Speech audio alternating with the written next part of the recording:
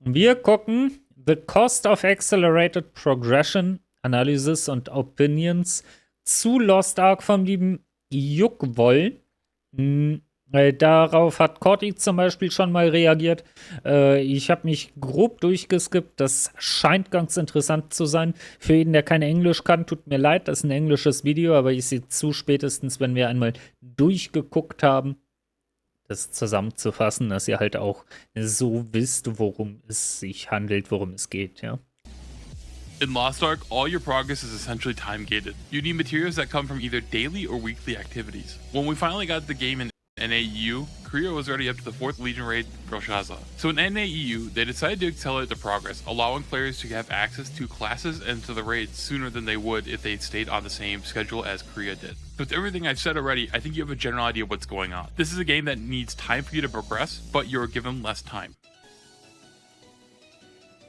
This is a topic that is currently trending in our community because Kadi made a video and then Stoops gave it a pretty big signal boost by reacting to it and putting a video of that up. And the reason why this is a trending topic in our community is because with Voldus or Voldike, whatever you want to call it, they're releasing a system called Elixirs. Elixirs are a power system, but they're also designed to be a gold sink because they felt gold was getting too high in Korea when they released them. But it's not enough that they're just a gold sink. So in normal mode, you can do epic Elixirs, and in hard mode, you can do legendary Elixirs. And obviously, the hard mode ones are superior. Now, unlike something like a bracelet, there is no upgrade path to it. You just replace your normal ones with hard mode ones. So this Also, um das potenziell vorzugreifen, wir reden im Stream relativ viel darüber, aber vielleicht andere Communities weniger.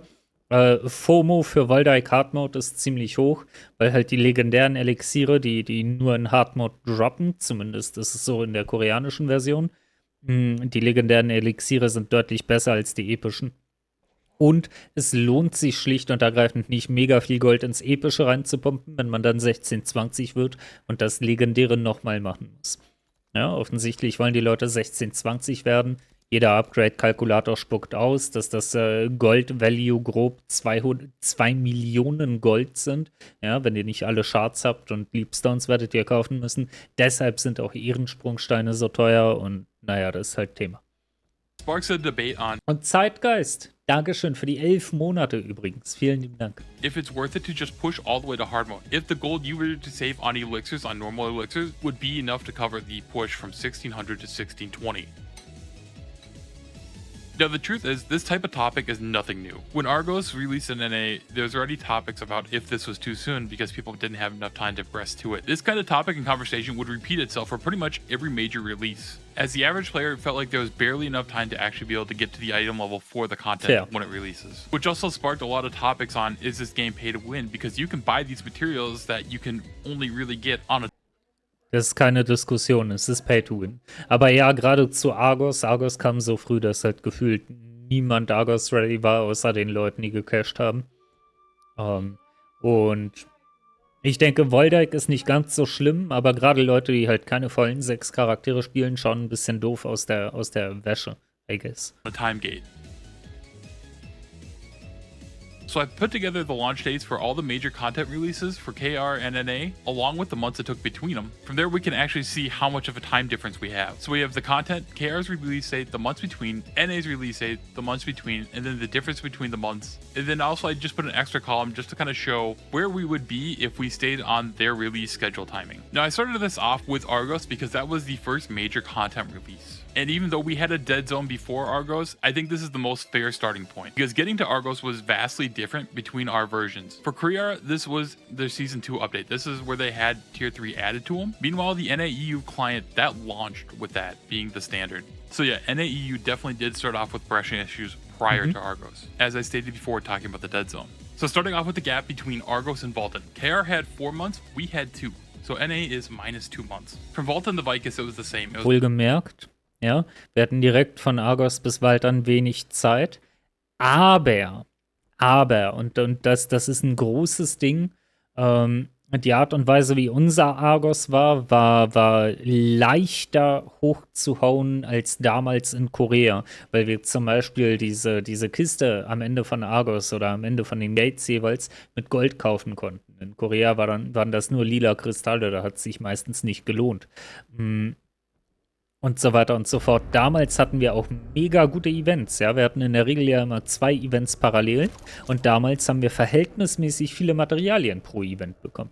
Mittlerweile sind das halt so 8 Leapstones die Woche und man braucht 16, um einmal zu drücken.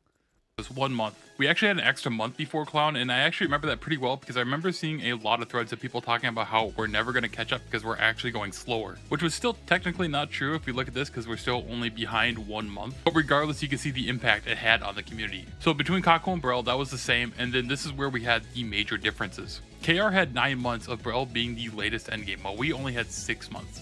They only had 1 more additional month of Triangle, but as long as Voltus doesn't get delayed, that's an additional 2 months that we lost. That leads to a total of 7 months of grinding lost. And then additionally, in KR, it took another 7 months for Theamine. And let's be honest, we're probably going to be less than that. Now, just for fun, I put together what our schedule would look like if we stayed by KR progression. And if right now in October of 2023, we would still be at Kangal hard mode just waiting for Akkan to come out, which would come out in like 4 months. Das Problem daran ist, ich möchte nicht, dass das allzu negativ klingt. Wie viele von euch würden das Spiel noch spielen, wenn ihr 9 Monate lang hättet Brell machen müssen als Endgame? Sogar mich hat 6 Monate nur Brell Endgame absolut ausgelaugt. Ja, wir haben dann ein bisschen Diablo 4 nebenher gespielt, BDO nebenher gespielt und so. Ich bin so müde gewesen von Brell. Es ist gut, dass Kaiangel ein bisschen früher kam. Ich denke nicht, dass schneller Release das Problem ist. Ich denke, wir brauchen einfach ein bisschen mehr Hilfe, ja. Sei es Events, sei es einfach mehr Mats, wie auch immer man das regeln möchte. Was Release-Schedule angeht, solange der Content in Korea schon existiert und nicht entwickelt werden muss, wenn er entwickelt werden muss, ist klar, dass es ein bisschen dauert, sollte man den, denke ich, nicht zurückhalten. So I thought it'd be good to take a quick look at 2 of the gaps that we lost. The first being the 3 months we lost between Brel and Kango release. So as you can see, it's about 2 million shards from Chaos Dungeon alone, over 1,000 leaps, almost 200 unbound leaps, running Brel 1, 2, Vicus, and Kako. That would have been over 172k gold. Without buying the boxes, and obviously you could have done more gates of Brel for even more gold, and a fair bit of gems, with about 2 level 8s and some change. Now, things like the shards, the leaps, and the gems from Chaos Dungeon, these are things that do have RNG variants to it. So these are just numbers that I took from my Deadeye running.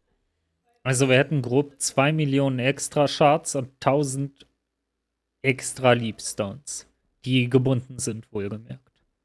A couple of these. Meanwhile, the Hanu leaps that I put down here are just a single current day run. I don't know how many you actually got back in the day before we got the Guardian raid change. But the goal of this isn't to be like pinpoint accurate. This is just to show a rough estimate, a rough idea of how much we lost when we lost those 3 months. And of course, that is 1 character, so you can multiply those leaps times 6 and those gems times 6 and get a rough idea how much you get for doing this on an entire roster over 3 months. For gems, that's going to be like a level 10 and 1 level 9. Wohlgemerkt muss man aber auch sagen, wir mussten ja zum Beispiel 40% weniger Shards bis Akkan zahlen. Ja? So, das Thema ist jetzt der Fall, weil wir keine Honing-Nerfs haben. Der Akkan-Honing-Nerf, der in Korea nach Akkan kam, der kam bei uns ja davor. Was uns erlaubt hat, dort deutlich leichter hinzukommen, weil wir halt viel weniger Ressourcen gebraucht haben. So, wir stehen nur jetzt dort und sind so, hey Jungs, wir haben keine Zeit zu farmen und ist genauso schwer wie in Korea, was soll das? A little more current. This is the 2 months we're about to lose before Voltus. Strangely enough, the shard daily gain from a 1516 and a 1580 chaos dungeon is actually about the same. So in these 2 months here, you're going to lose a little over 1 million shards, roughly 540 bound leaps, 480 unbound leaps, a fair bit of gems, 1 level 8, 1 level 7, 1 level 5, 1 level 4, 1 level 3, roughly, with the RNG drops that I got, just doing the math. And with Brel 1, 3, Akkan normal, Kangal hard, without buying the boxes, that's 160k gold. And then again, this is a single character. So that's quite a bit of difference in that 3 months and those 2 months that we're losing. And obviously there were more months because we're a total of 7 months behind. But these are the 2 bigger gaps that I kind of wanted to talk about. And of course, those aren't the only resources and things you're missing out of in those times. So here's a list of things that could also have been on there, but I didn't feel like doing the math. So we got your red and blue crystals, the materials you would have got from your raid clears and the raid boxes, Don't also forget the free tap items, which also technically come from those raid boxes and clears. Between those two gaps, that's 150 days roughly lost of Card Island. Granted, Card Island isn't there every day, but there's also the 2 island events that happen on weekends, so who knows. We have all the Chaos Gates and secret maps for Unbound Shards. And we lost all those months, all that time of people doing raids, getting accessories, and putting them on the market. That means there's going to be less things on the market, and since we are pushing faster, there's going to be more of a demand because we just have to keep on going. And the same can be said about materials that you would buy from the marketplace as well. Since we have such a FOMO to push, FOMO to gear up, the demand is high, so the price is high. And on top of all that, that gives people a lot less time to do things like horizontal content. And knowing you barely have enough time to get all the materials you need to hone up enforces that mentality that you had to do absolutely everything every day, otherwise you're not going to be able to keep up, which generally is the core source of burnout for a lot of people. Ich denke, dass das der letzte Punkt, den er gesagt hat, ja. Chaos Gates oder Inseln, so kommen, viele Leute machen das eh nicht. Aber dieses Gefühl, den Leuten zu vermitteln, hey, entweder ihr macht jetzt alles, was ihr könnt und am besten täglich und spätestens mit Rest-Bonus, aber definitiv kein Rest-Bonus overstacken, oder ihr fallt zurück und schafft es nicht. Ja? So diese dauerhafte Tretmühle. Persönlich finde ich es am schönsten, wenn jemand, der regelmäßig spielt, auch richtig Downtime hat. Und wir hatten realistisch gesehen bis Brell und auch zu Akkan, wenn man nur Normal Mode machen wollte, weil dann bekommt man ja einen Gear Reset, hatten wir diese Downtime und ich denke, das ist wünschenswert, dass Spieler sich nicht genötigt fühlen, jeden Tag einzuloggen, weil sie ansonsten was verpassen. So, am Ende ist ein Spiel. Which leads me on to the next thing. This is what we wanted. This is what the community wanted. We wanted to catch up. It's never really fun to play an MMO when you know you're like a year behind and you see all this content, all these characters, all these classes that are going to come that you can't play yet. And you want to play them, but you can't. Back in the day when we were starting to release new classes, there was always arguments of fights on which class should be next, which one deserves it. And no matter what class there was, anyone who didn't have their class released, there was going to be outrage. There was no winning in the situation. Ja, die Leute schreien immer nach mehr Content, now, mehr Content, dann schreien sie es zu schnell. To help us progress, but we've seen a diminishing return on the value of these things, which is the things I want to talk about next. Now, something long forgotten that was really good in the early days was having all the legendary drops from Oriha and Argos have class engraving on them. This reduced the amount of RNG needed, and it also helped kind of boost the market because there's less accessories that people had to just junk away because it had one bad engraving on it. Now, I know this directly has nothing to do with the honing situation we're talking about, but I just wanted to make this kind of as a point of things that they are doing, or did, I should say, to kind of help us out. It shows das sind die Punkte, wo er halt auch nochmal positiver wird. Ja? Die legendären Class Engravings waren insane. Die Early Honing Nerfs, die habe ich auch schon angesprochen, die waren auch insane. Und wir haben jetzt ja sogar Relikt Class Engravings. Ganz viele Leute, die tief im Endgame sind, vergessen das immer wieder. Aber wenn ihr weiter ein Weikes Clown macht, dann droppt ihr mit deutlich erhöhter Wahrscheinlichkeit Klassengravur-Schmuck. Ja. Dazu haben wir dann noch diese ganzen Expresse und Engraving-Expresse, Event-Gems und. Had some good intentions. But on to the actual problem, which is honing. We actually did get honing nerfs earlier than they did in KR. So even though we had less time to farm, we generally did need less materials to hone up. Now the downside is they don't really tell us these honing nerfs are coming because they don't want people to just know it's coming and then not push. So they still do exploit our FOMO. Because let's be honest, at the end of the day, that affects their bottom line. People are not going to swipe as much. Because if 3 months in advance we know that there's a nerf coming, people aren't going to swipe, they're not going to spend, they're not going to hone. But when they just drop it on us with the patch, you know, it is what it is. And then the next major thing is events and event shops. Our version has been littered with events and event shops. We generally have some sort of event active at any point in time. Since these contents have been done and released in KR throughout the years, they're able to just easily just make them relevant to our current version and just throw it in. Now, at the start of the game, especially Tier 1, Tier 2, and then the first set of materials in Tier 3, these were huge. Like, opening up one of those bags, one of shards, whatever it was, they had a big impact. Ja, die Events, erinnert ihr euch? Die Kisten am Anfang, das war so Eventkiste oder 3-mal Yoho laufen. Ja, die waren insane am Anfang. Ja? Nicht alle. Rote Steine, blaue Steine waren immer schon ein bisschen bodenlos, aber Charts, Leaps, die waren richtig gut. Mittlerweile ist so, Dankeschön, 3000 Charts mit besten Grüßen. Ich gehe dann mal, ach ja, stimmt, gar nichts machen damit. You would have materials for very large pushes and a ton of hones from just opening up your event things. However, when you look at it nowadays and you open up a chest, say, for leap stones, you're getting 2 radiant leap stones. And a big reason is because it's still tier 3. So as you probably know, there are 3 levels in tier 3 mats. There's the early ones, the mids, and the uppers. And it's a 5-to-1 ratio to put like the earlies to mids and mids to upper. So when they update these chests for the new materials, they don't up the amount of the lower materials. They instead just automatically do the conversion, the 5-1 to conversion, and that's it. So it makes the deeper into tier 3 you are for these chests more pitiful as you just keep on pulling them out, because they mean basically nothing at this point. Your entire weeks of event materials is going to give you like 1 hone. Back in early tier 1, tier 2, if you were to just do the event shop on a character, you can generally just progress it through that entire tier. When it came to tier 3, the early mats, the first mats you could generally get a pretty big push. And now, like I said, it's really just nothing. For a 1580 plus character, the rewards of the events are just a joke at this point. Yeah. Now, events do offer you more than just holding materials. They offer you silver, cards, light skill potions, fions, books. And I do want to talk about some of this next.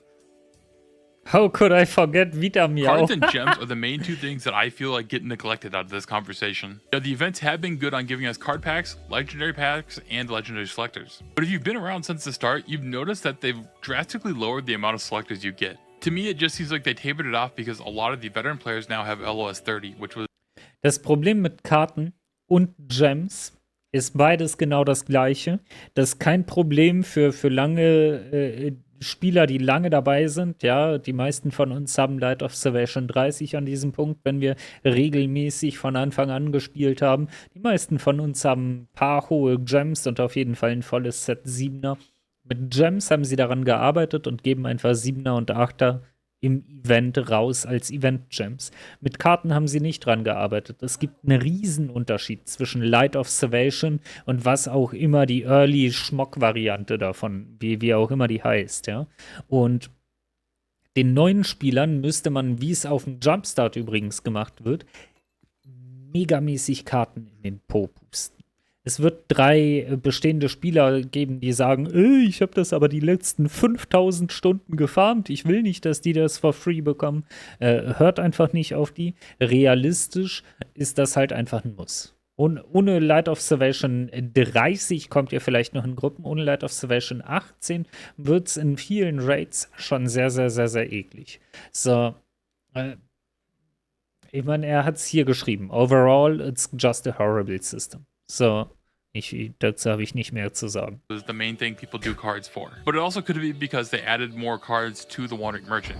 Regardless, either way, I think lowering the amount of legendary selectors is a bad thing. The card system is just a slog, and it needs all the help it can get. But regardless, I think that the cards that you've gotten out of the event shops is probably one of the more successful things you've gotten out of these shops. And then gems is the other very important part of this conversation that just gets neglected. According to KR streamers, oldest is kind of the cutoff for cheapo gems. Level 9 gems is the expected number at that point. But right now, if you look at Party Finder and you look at a lot of groups that are doing 1580 content, so people are doing Triangle Hard and then Akkan Normal, so many people are running level 7 gems. And I think the average NA player is going to be around level 7 gems. Then as we looked at the time loss, we did lose a lot of time to get a lot of gems. But since people are focused on honing more, there are people who are selling their gems to get gold so they can hone instead. I have friends who are doing that, which is just pretty smoge.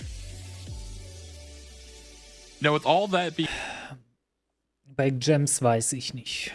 So, mein Scrapper hat Hälfte Level 10 Gems und ich habe, glaube ich,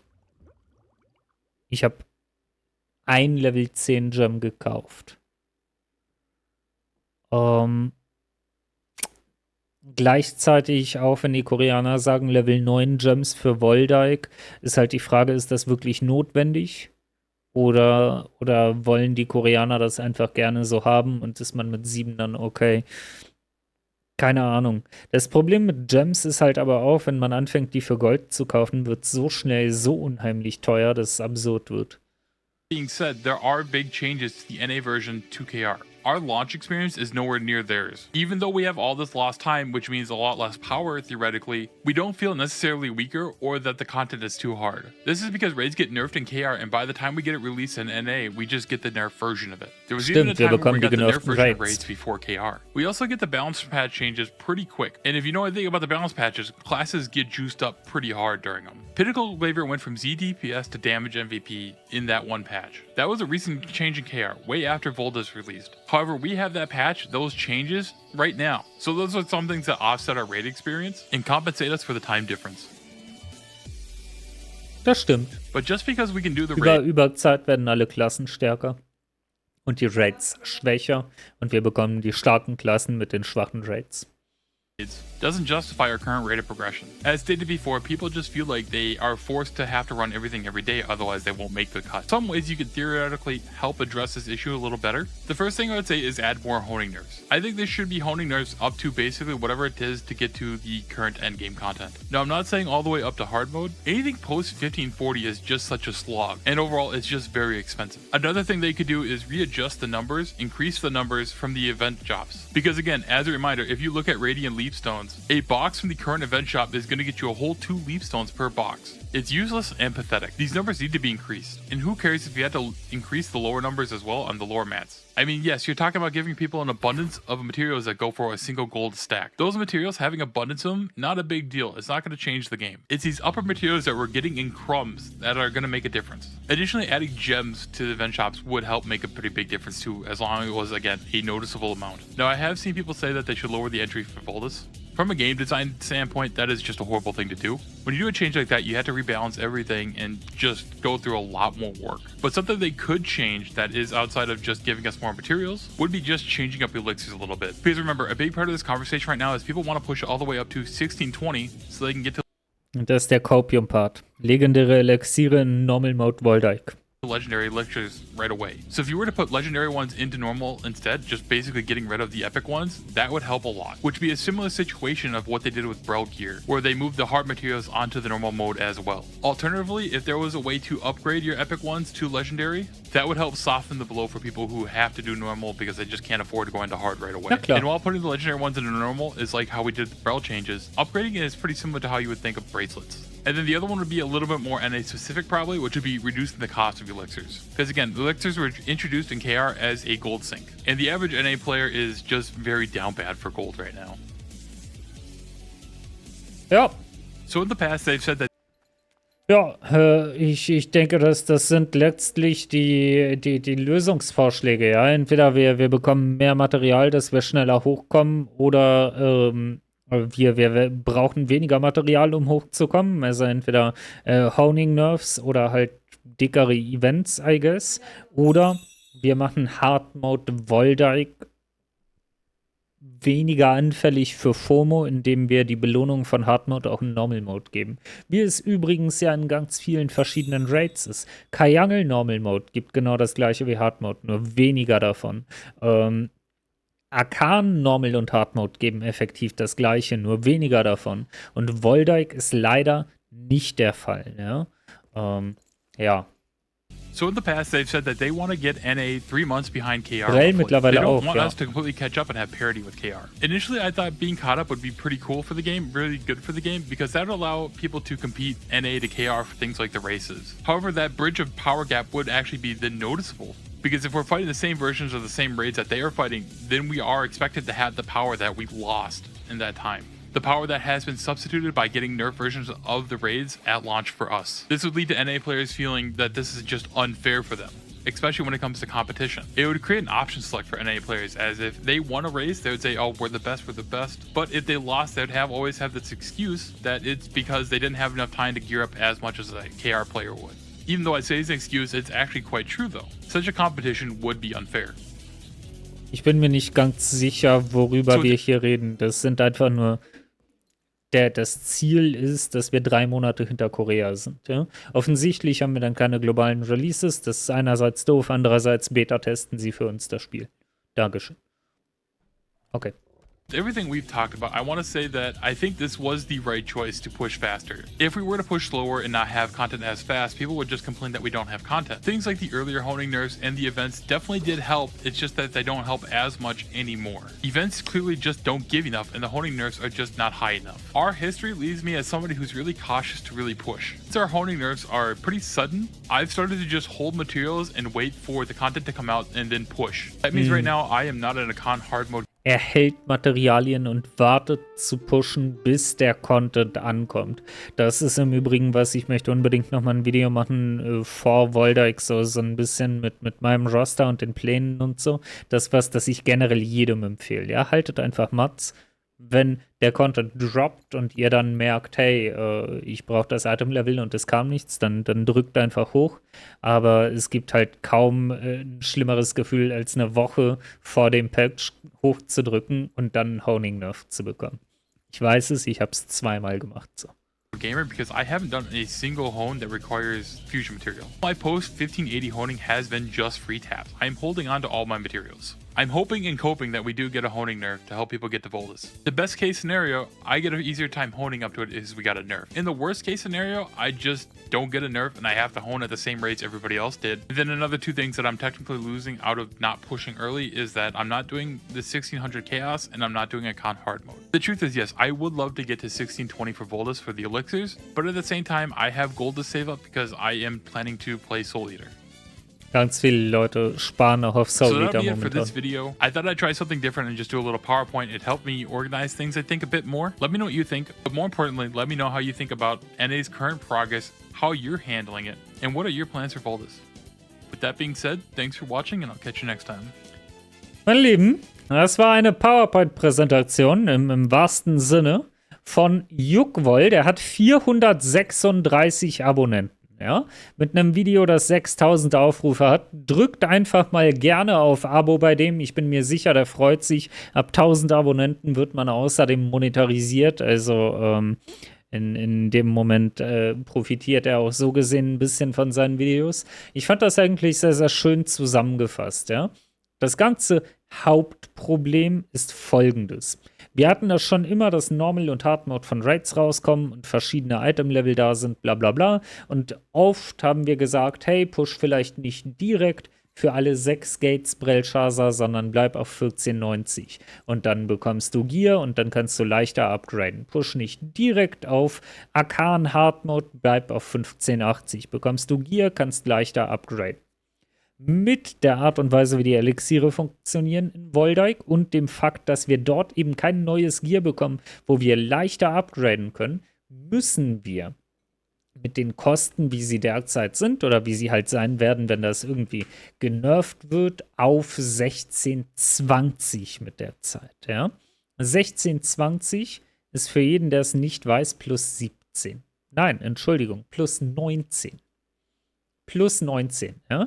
In meinem Fall, ich habe Handschuhe schon auf 17, Waffe habe ich gerade heute gehound auf 15, heißt das ist das Average, das durchschnittliche Szenario, ja, im Upgrade-Kalkulator von Maxtroll, wie mein Honing aussehen würde. Ich brauche 400.000 Gold allein zum Drücken, 3,5 Millionen Ehrenfragmente, 3.600 Orehas, rote Kristalle, blaue Kristalle, 6.500 Sprungsteine, die 120 Gold in Sprungstein kosten. Und, ja. Insgesamt ist das eine Gold-Value von fast 3 Millionen Gold. Ich habe hier eingetragen, was ich grob habe. Das sind entsprechend 1,6 Millionen. Das ist absolut machbar, wenn ihr viele Charaktere habt, die ihr nicht upgradet und all euer Zeug in den einen Charakter pusht. Ansonsten eher weniger. Ich denke, das ist nicht allzu schlimm, ehrlich gesagt. Ich möchte kein FOMO befeuern und euch sagen, ihr müsst unbedingt auf Hard Mode, ihr wollt ja legendäre Elixiere, bla bla bla. Ich möchte nur einen Gedanken hier mitgeben am Ende des Tages. Ich habe 4610 Stunden Lost Ark Spielzeit. Das ist ein Haufen Stunden. Ja, das in, keine Ahnung, 600 Tagen mittlerweile. Lasst uns das auf Tage runterrechnen. Bei, sagen wir, 600. Das sind 7,7 Stunden am Tag. Jeden Tag, am Sonntag, an einem Arbeitstag, am Tag, an dem ich Urlaub mache, am Tag, wo der Strom ausfällt und das Internet ausfällt. Ja?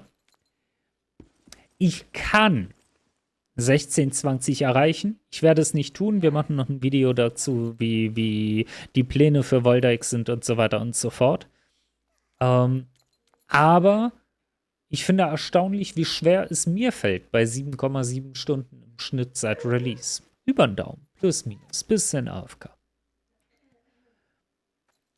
Persönlich würde es mir deutlich mehr gefallen, wenn wir in der Position von viel Spielern in der Lage wären, so viel Gold zu machen, dass wir neuesten Content, auch den Hard Mode, wieso nicht, an Tag 1 laufen können und dann Zeit haben, Däumchen zu drehen, einen zweiten Charakter zu upgraden, ein bisschen Spaß mit unserem Gold zu haben, wie auch immer. Damit auch jemand, der weniger Zeit in das Spiel stecken kann, mithalten kann. Weil wieso soll jemand, der nur in Anführungszeichen 3 Stunden am Tag spielt, nicht Day One den schwersten Content spielen, wenn der regelmäßig das Spiel spielt? Der wird das ja auch toll finden. Das sind meine 2 Cents. Sagt mir gerne, was ihr davon haltet. Und habt einen schönen Tag noch. Macht's gut. Ciao, ciao.